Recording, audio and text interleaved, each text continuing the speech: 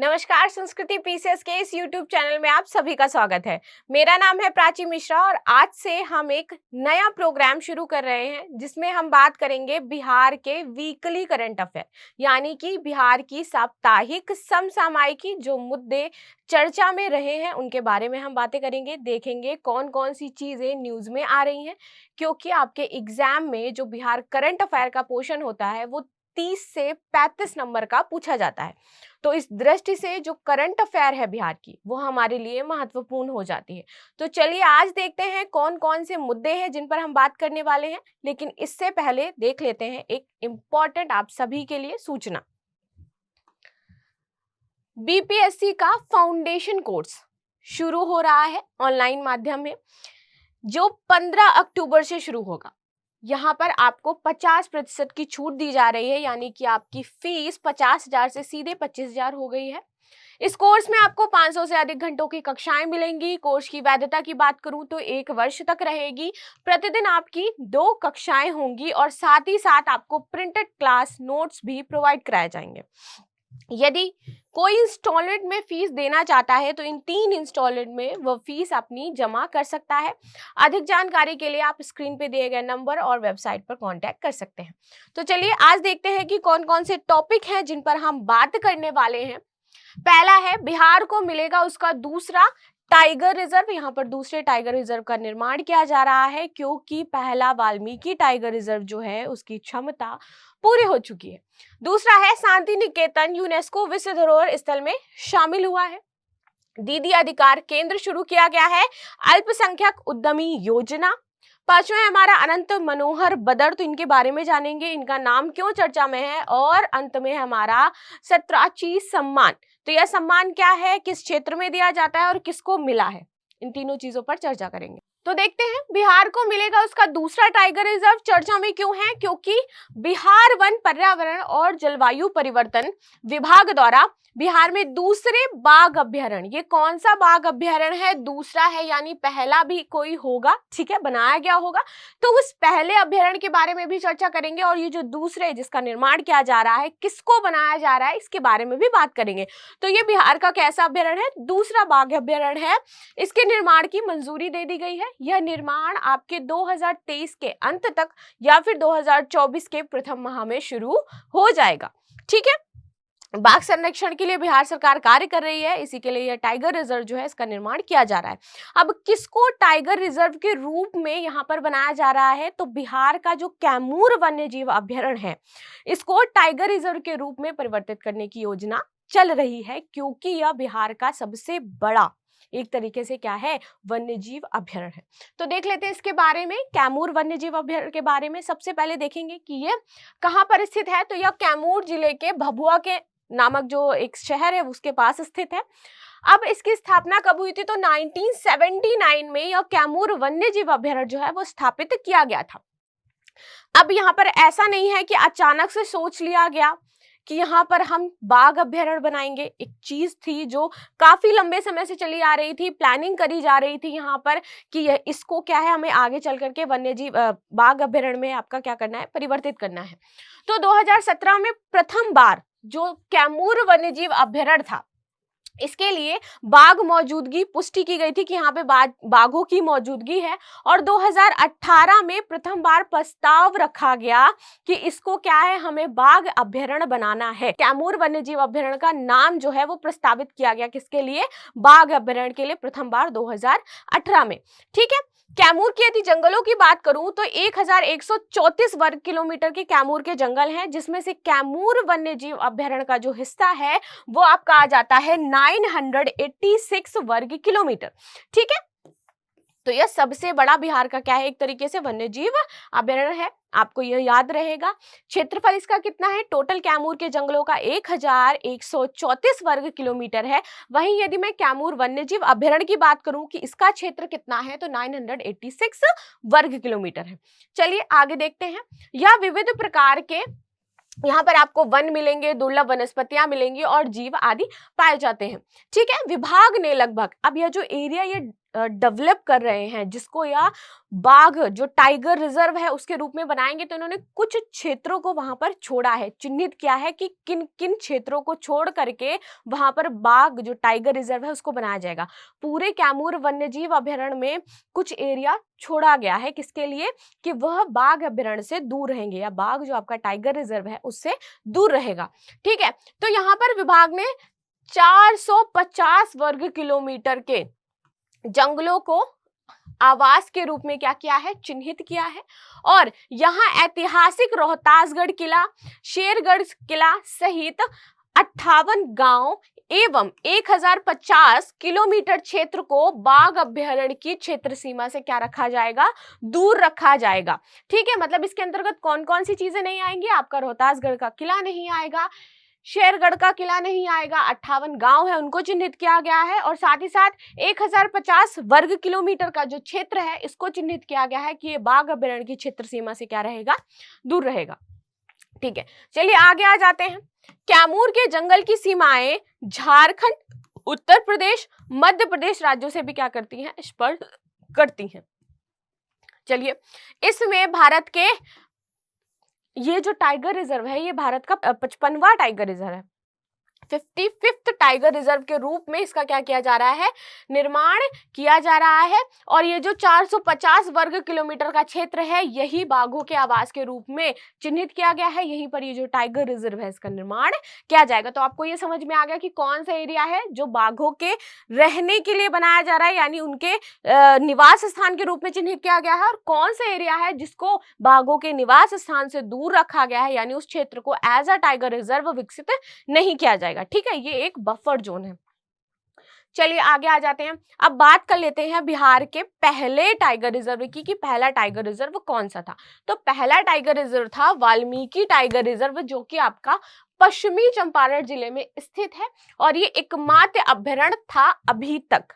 अब जब यह कैमूर वन्यजीव अभयारण्य आपका टाइगर रिजर्व में कन्वर्ट हो जाएगा तब 2 टाइगर रिजर्व हो जाएंगे बिहार में। ठीक है, इसकी स्थापना 1978 में की गई थी। वर्तमान में लगभग 50 बाघों को प्रतिबद्ध करने की यह क्षमता रखता है। ठीक है, वीटीआर यानी वाल्मीकि टाइगर रिजर्व के संतृप्त बिंदु पर पहुंचने के बाद, यानी कि जितनी इसकी क्षमता है यह पूरी हो चुकी थी, इसके बाद दूसरे टाइगर रिजर्व की ओर बिहार ने रुख किया है। तभी उसको दूसरे टाइगर रिजर्व की आवश्यकता महसूस हुई, क्योंकि यह जहां जितनी इसकी क्षमता थी उतनी यह पूर्ण हो चुकी थी। एनटीएससी और wild life institute of India WII Dehradun द्वारा तैयार बाघों की नवीनतम स्थिति रिपोर्ट के अनुसार यदि बात की जाए तो इस साल वीटीआर में 54 बाघ हैं। सीमा कितनी थी? 50 बाघों की थी, लेकिन अभी 4 और एक्स्ट्रा वहां पे हैं, इसीलिए एक नया टाइगर रिजर्व बनाया जा रहा है। ठीक है, 2018 तक वीटीआर में बाघों की संख्या 31 दर्ज की गई थी। मतलब वाल्मीकि टाइगर रिजर्व में 2018 तक मात्र 31 बाघ ही पाए जा रहे थे। ठीक है, चलिए अब देख लेते हैं दूसरी न्यूज शांति निकेतन के बारे में। यह बिहार से तो जुड़ी हुई नहीं है, लेकिन बहुत ही ज्यादा महत्वपूर्ण है और बिहार के पड़ोसी राज्य से जुड़ी हुई यह न्यूज है। न्यूज क्या है कि शांति निकेतन को यूनेस्को विश्व धरोहर में शामिल किया गया है। तो चलिए बात कर लेते हैं शांति निकेतन के बारे में और क्या इंपॉर्टेंट तथ्य है इनको जानते हैं। चर्चा में क्यों है? क्योंकि रविन्द्रनाथ टैगोर द्वारा स्थापित, एक्चुअली ये रविन्द्रनाथ टैगोर के फादर जो थे उनके द्वारा स्थापित किया गया था एज अ, इसको आप कुटिया कह सकते हो या आश्रम मात्र, इस तरह से इसको स्थापित किया गया था। बाद में आगे चल करके यह क्या बन गया? आपका विद्यालय बन गया। ठीक है, फिर विश्वविद्यालय की कैटेगरी में आ गया। ठीक, तो स्थापित पश्चिम बंगाल के सांस्कृतिक और शैक्षिक केंद्र शांति निकेतन को यूनेस्को की विश्व धरोहर स्थल सूची में शामिल किया गया है। यह घोषणा सऊदी अरब में विश्व धरोहर समिति के 45वें सत्र जो आयोजित हुआ था उसके दौरान की गई। चलिए देख लेते हैं आप शांति निकेतन के बारे में कि इससे संबंधित कौन कौन से महत्वपूर्ण तथ्य हैं। शांति निकेतन की शुरुआत 1901 में की गई थी। ठीक है, और किसके द्वारा? रविन्द्रनाथ जी के पिता देवेंद्रनाथ टैगोर द्वारा।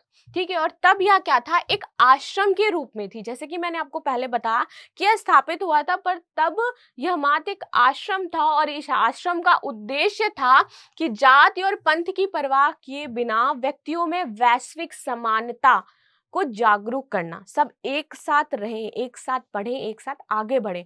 तो इस माइंडसेट के साथ, इस माइंडसेट को मजबूत करने के लिए इसकी स्थापना की गई थी।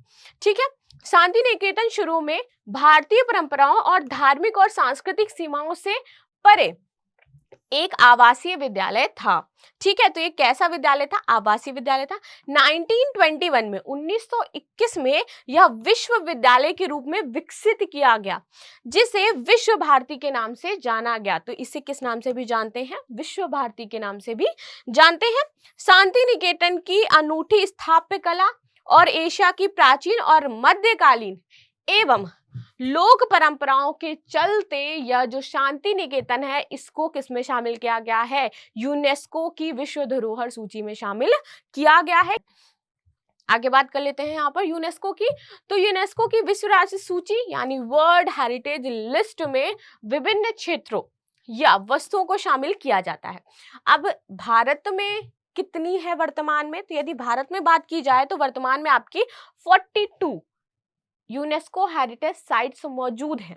ठीक है, यह जो सूची है, ठीक है, यूनेस्को द्वारा वर्ष 1972 में अपनाई गई। ठीक है, 1972 में यह लोगों के सामने आई और इसमें क्या था? 1972 में बेसिकली इसको अपनाया गया और इसमें विश्व सांस्कृतिक प्राकृतिक धरोहरों के जो संरक्षण है उससे संबंधित बात करी गई और उससे संबंधित एक संधि जो है उसको हस्ताक्षर किया गया।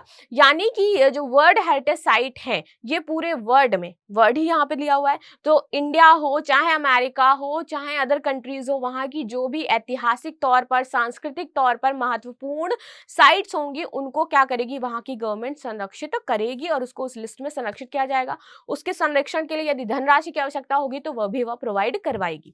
ठीक है, आगे बात कर लेते हैं। यह पूरे विश्व में उत्कृष्ट सार्वभौमिक मूल्यों के प्राकृतिक सांस्कृतिक स्थलों के संरक्षण को बढ़ावा देती है। जो भी स्थल प्राकृतिक रूप से बहुत ही ज्यादा हमारे लिए महत्वपूर्ण है उनको संरक्षित करती है, और जो सांस्कृतिक तौर पर बहुत ही ज्यादा हमारे लिए महत्वपूर्ण है, प्राचीन है, ऐतिहासिक है, उनको क्या करता है? ये संरक्षित करता है। आगे चलते हैं। इसे 3 प्रकार के स्थल शामिल हैं। कौन कौन से इसमें 3 प्रकार के स्थल शामिल हैं? तो सांस्कृतिक, प्राकृतिक और मिश्रित। जो सांस्कृतिक तौर पर महत्वपूर्ण है, जो प्राकृतिक तौर पर हमारे लिए महत्वपूर्ण है, और यानी सांस्कृतिक और प्राकृतिक तौर पर जो दोनों स्थल हैं मिश्रित हैं, वो सांस्कृतिक तौर पे भी महत्वपूर्ण है, प्राकृतिक तौर पर भी महत्वपूर्ण है, वह मिश्रित स्थल हुए, तो उनको भी इस सूची में शामिल किया जाएगा। ठीक है, भारत में यूनेस्को द्वारा प्राप्त मान्यता प्राप्त अब कुल कितने 42 विरासत धरोहर स्थल हो गए हैं। जो नए अभी बने हैं उनमें कौन कौन से आ जाता है? एक तो आपका शांति निकेतन आ जाता है, उसी के जस्ट पश्चात अभी मिला है होयसल मंदिर को विश्व विरासत सूची में शामिल किया गया है। इससे पहले आपको मिला था धौलावीरा के हड़प्पा शहर और काकतीय रुद्रेश्वर रपम्पा मंदिर को। ठीक है, तो यह था विश्व धरोहर स्थल से संबंधित कौन कौन सी चीजें हैं, भारत में कितनी साइट्स हैं, इन सारी चीजों के बारे में। चलिए अब देख लेते हैं। न्यूज जो है वो प्रॉपर बिहार से है कि यहाँ पर दीदी अधिकार केंद्र जो है वो स्थापित किया जा रहा है। ठीक है, तो क्या है यह दीदी अधिकार केंद्र और यह किस उद्देश्य से स्थापित किया गया है, इसके बारे में चर्चा करेंगे। तो बिहार में 174 प्रखंडों में इसकी स्थापना की जा रही है। ठीक है, आगे देख लेते हैं। इसका जो मेन उद्देश्य है कि अब अस्पतालों में खुले हेल्प डेस्क की तरह ही ब्लॉक में दीदी अधिकार केंद्र जो है वो स्थापित करना है। रीजन क्या है? जो गांव के अस्पताल होते हैं वहां पे तो खुला हेल्प डेस्क मिल जाता है, लोग जाते हैं पूछ सकते हैं, लेकिन वैसे ही ब्लॉक होता है जहां पे काम कराना होता है लोगों को, ब्लॉक संबंधित कोई जानकारी चाहिए, कोई अपना मान लीजिए प्रमाण पत्र बनवाना है या इससे संबंधित कोई भी उनको काम होता है, तो वहां पर जाकर के उनको बहुत ही समस्या होती है। जो नॉर्मल पर्सन होते हैं, जो कभी गए नहीं होते हैं या पहली बार जा रहे होते हैं, तो इस तरीके से उनको वहां पर बहुत ही ज्यादा समस्या का सामना करना पड़ता है। वहां पर उनकी सहायता के लिए कोई हेल्प डेस्क नहीं होती, उनको कोई कुछ बताता नहीं है, तो इसीलिए यहाँ पर ब्लॉक में दीदी अधिकार केंद्र खोले जाएंगे। अब इनका कार्य क्या होगा कि जो लोग आते हैं उनको गाइड करना है, जिसकी जो क्वेरी है उसको बताना है, जिस सेक्शन में, जिस ब्लॉक में उसका काम है, जिस सेक्शन में उसका काम है, उस सेक्शन की तरफ लोगों को बताना है कि आपका यह पर्चा जो है या प्रमाण पत्र वो इधर बनेगा या आपको इनके पास जाना है। इस तरीके से इन चीजों को कैटेगराइज करेंगी कौन, हमारी जो दीदी अधिकार केंद्र होगा वह। ठीक है, तो लोग ब्लॉक कर्मियों के पास जाने से पहले अब अधिकार दीदी से मिलेंगे। ठीक है, पहले ही वो ब्लॉक कर्मी के पास पहुंच जाते थे। ब्लॉक कर्मी अपने एटीट्यूड में रहते हैं क्योंकि उनकी नौकरी बहुत बड़ी है। हाँ, तो वो तो कुछ बताते ही नहीं है, ना ही सीधे मुंह आपसे बात करेंगे। तो इसीलिए यह दीदी अधिकार केंद्र खोला गया है। ठीक, तो यहाँ पे जैसे ब्लॉक में जाने में उनका कोई काम होगा या ब्लॉक जा रहे होंगे, उससे पहले वह दीदी का जो अधिकार केंद्र है उससे मिल करके जाएंगे। वह ब्लॉक पर जिस कार्य के लिए आए हैं उसकी जानकारी देंगे और इसके बाद अधिकार दीदी उनसे संबंधित कर्मियों के लिए समन्वय करेंगी कि उनका जो कार्य है और उनका कार्य कौन अधिकारी करेगा या कौन पर्सन जो वहां पे बैठता है या कौन सा क्लर्क करेगा, उसके पास वो उसको भेज देंगी। ठीक है, कई लोग अधिकारियों और कर्मियों तक नहीं पहुंच पाते हैं क्योंकि उनका काम नहीं होता है, क्योंकि उनको नॉलेज नहीं होती है, फिर उनका काम नहीं होता है और वो बेचारे वापस चले जाते हैं। तो इसी समस्या को दूर करने के लिए कार्य किया गया है। और ये जो केंद्र बन रहा है यह और क्या क्या कार्य करेगा, तो कुछ लोगों को यह भी पता नहीं होता है कि उनका काम कहाँ होगा, और ऐसे लोगों को जो दीदी हैं वो मदद करेंगी। यह केंद्र प्रखंड परिसर में ही होगा और यह केंद्र वहां का जो प्रखंड परिसर है ब्लॉक का, वहीं पर स्थापित किया जाएगा। चल रहे कार्यों की निगरानी और दलालों पर नजर रखेंगी कौन? अधिकार दीदी। जो बीच में दलाल होते हैं ना, कि प्योन बेसिकली होते हैं, वो कहते हैं चलिए मैं आपका काम करा देता हूँ, 100 रुपए दे दो, 500 रुपए दे दो। तो इन सारी जो लोग हैं इन पर नजर रखी जाएगी। वहीं दीदी जो अधिकार केंद्र है उस पर किसकी नजर रखी जाएगी? जरूरी नहीं है ना कि वो घूस ले रहे थे तो दीदी घूस नहीं लेंगी, क्या पता दीदी को घूस लेने का मन कर जाए। तो इन पर भी नजर रखने के लिए एक केंद्र है, वो इन पे नजर रखेंगे। कौन है? तो यहाँ पर दीदी के कार्य पर क्लस्टर लेवल फेडरेशन CLF की नजर होगी। वह ये देखेंगे कि ये जो दीदी अधिकार केंद्र है ये अच्छे से काम कर रहे हैं या नहीं कर रहे हैं। ठीक है, तो यह इससे संबंधित न्यूज थी। आई होप आपको पूरी तरह से समझ में आ गया होगा कि इन केंद्रों को क्यों स्थापित किया जा रहा है। आगे देख लेते हैं अल्पसंख्यक उद्यमी योजना। बिहार गवर्नमेंट लेकर के आई है और इसमें योजना में ही लिखा हुआ है अल्पसंख्यक, यानी ये किन वर्ग को टैकल कर रही है? अल्पसंख्यक जो वर्ग हैं बिहार के, उनको ये टैकल कर रही है।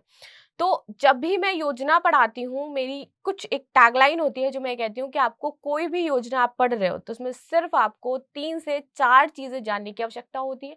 योजना यदि बहुत समय से चल रही है तो मतलब इस योजना की शुरुआत कब हुई थी, ठीक है, किस मंत्रालय द्वारा या किस नोडल विभाग द्वारा यह योजना चलाई जा रही है, 2 हो गई।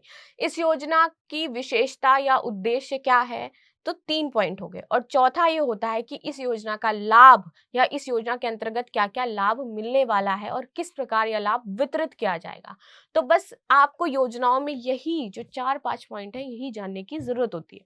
ठीक है, तो अब देख लेते हैं अल्पसंख्यक उद्यमी योजना। यहाँ पे पता चल गया उद्यम से संबंधित यह योजना है और अल्पसंख्यक विभाग जो आपका अल्पसंख्यक जो वर्ग है उसको टैकल कर रही है। तो देखते हैं चर्चा में क्यों है, क्योंकि हाल ही में सरकार द्वारा अल्पसंख्यक वर्ग के युवाओं में उद्यमिता और स्वरोजगार को बढ़ावा देने के लिए यह योजना शुरू की गई है। ठीक है, देखते हैं इसके और महत्वपूर्ण बिंदु क्या है। उद्यमी योजना में 100 करोड़ रुपए उपलब्ध कराए गए हैं, मतलब इस योजना के लिए जो बजट आवंटित किया गया है सरकार का, दैट इज 100 करोड़। ठीक है, इस योजना के तहत उद्योग स्थापित करने वाले जो लाभार्थी हैं उनको परियोजना लागत का प्रति इकाई अधिकतम कितना, 10 लाख रुपए स्वीकृति दी जाएगी। यानी उनको अधिकतम 10 लाख रुपए तक स्वीकृति होगी किसी भी जो किसी प्रकार का वो रोजगार स्थापित कर रहे हैं, तो अधिकतम 10 लाख तक वह कार्य कर सकते हैं, अपना रोजगार स्थापित कर सकते हैं। ठीक है, इसमें 50% राशि और अधिकतम 5 लाख रुपए, जो भी ज्यादा हो, अधिकतम 5 लाख या फिर उस राशि का 50% ऋण एवं अनुदान के रूप में उनको प्रदान किया जाएगा। ठीक है, इस योजना के तहत केवल नए उद्योग लगाने के लिए ही राशि दी जाएगी। जिस व्यक्ति का, पात्रता की बात की जा रही है यहाँ पर, पात्रता क्या है कि जिस व्यक्ति का यदि पहले से कोई कार्य चल रहा है, उद्योग स्थापित किसी व्यक्ति ने कर रखा है, तो वह इस योजना के लिए पात्र नहीं होगा। वह व्यक्ति जो कुछ नया स्थापित करना चाहता है, अपना रोजगार लगाना चाहता है, जिसके बैकअप में कुछ भी नहीं है, यह योजना मात्र उन्हीं व्यक्तियों के लिए है। ठीक है, तो यहाँ पे इसके पात्रता की बात की गई है। आगे देख लेते हैं और क्या है पात्रता। तो अल्पसंख्यक वर्ग के व्यक्तियों के लिए यह योजना पात्र है। ठीक है, इस अल्पसंख्यक वर्ग की महिलाएं अपनी इच्छा के अनुसार, अब गवर्नमेंट ना और भी योजनाएं इस तरह की पहले से चला रही है। तो यहीं पे लिखा हुआ है इसीलिए कि इच्छा के अनुसार मुख्यमंत्री अल्पसंख्यक उद्यमी योजना अथवा मुख्यमंत्री महिला उद्यमी योजना, दोनों में से किसी में भी अपना पंजीकरण करा सकता है, क्योंकि पूर्व में अनुसूचित जाति, अनुसूचित जनजाति और अति पिछड़ा वर्ग, युवा और महिला उद्यमी योजनाएं चल रही हैं। ठीक है, तो इसलिए यहाँ पे बताया गया है कि वह अपनी इच्छा अनुसार यह जो अभी योजना चलाई गई है या तो इसमें या पहले से जो योजना चल रही थी उसमें, दोनों में अपने पात्रता के अनुसार पंजीकृत हो सकती है। चलिए आगे देख लेते हैं। अनंत मनोहर बदर, ये क्यों चर्चा में है? ये चर्चा में इसलिए है क्योंकि हाल ही में अनंत मनोहर बदर को राज्य मानवाधिकार आयोग का नया अध्यक्ष निर्वाचित किया गया है, नए अध्यक्ष के रूप में चुना गया है। ठीक है, तो इसलिए यह चर्चा में है। इनका नाम याद रखिएगा, ये है कौन? अनंत मनोहर बदर।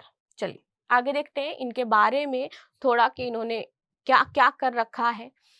तो अनंत मनोहर बदर की जो बायोग्राफी की यदि मैं बात करूं, या अनंत मनोहर बदर की यदि मैं बात करूं तो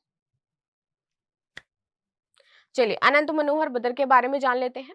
तो अनंत मनोहर बदर का जन्म 10 अगस्त 1961 को हुआ था।